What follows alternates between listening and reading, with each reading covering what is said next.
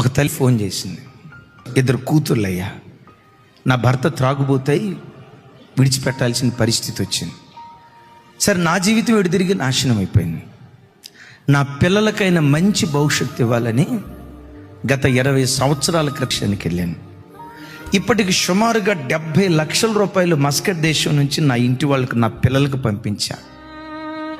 నా కూతురు కాస్త ఏదో తేడాగా ప్రవర్తిస్తున్నట్లుగా నాకు తెలిసి నా కూతురుకు ఫోన్ చేసి, అమ్మా కొంచెం జాగ్రత్తగా ఉండు, తప్పు, జీవితం పాడైపోతుంది, చూడు నా బ్రతుకు ఇలా పాడైపోయింది, మీకోసమే కదా ఇంత త్యాగం చేసుకొని దేశం కానీ దేశం నేను వచ్చాను, ఇట్లా చేసుకోవద్దమ్మా అని ఆ తల్లి చెప్తా ఉంటే కూతురు ఫోన్లో మాట్లాడిందంట, నువ్వు మస్కట్ దేశానికి వెళ్ళావు భర్త లేకుండా, అక్కడ నువ్వు చక్కగొన్నావని గ్యారంటీ ఏంటి?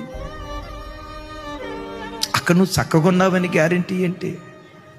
ఆ తల్లి ఏమందో తెలుసా, 20 సంవత్సరాలు నా పిల్లలని నా యవ్వన కోరికలను చంపుకొని పిల్లల కొరకు త్యాగం చేస్తే 20 సంవత్సరాల నా కష్టాన్ని తిన్న నా పిల్ల నా క్యారెక్టర్ అసోసియేషన్ చేస్తుందయ్యా.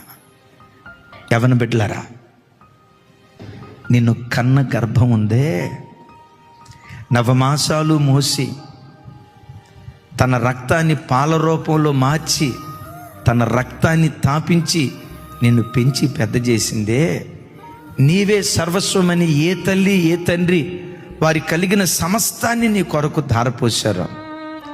ఆ అమ్మని ఎప్పుడు ఏడ్పించుకో. ఆ నాన్న కళ్ళమటి కన్నీళ్ళు ఎప్పుడు నిన్ను బట్టి రానివ్వుకో.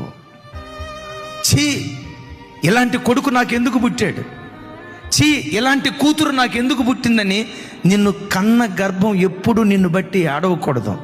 సాధ్యమైనంత వరకు వాళ్ళు చేతులెత్తి నిన్ను ఆశీర్వదించేటట్లుగా వారి పట్ల పూర్ణ వినయ భావంతో బ్రతకటం ఇది పరలోకపు దేవుని మర్యాద.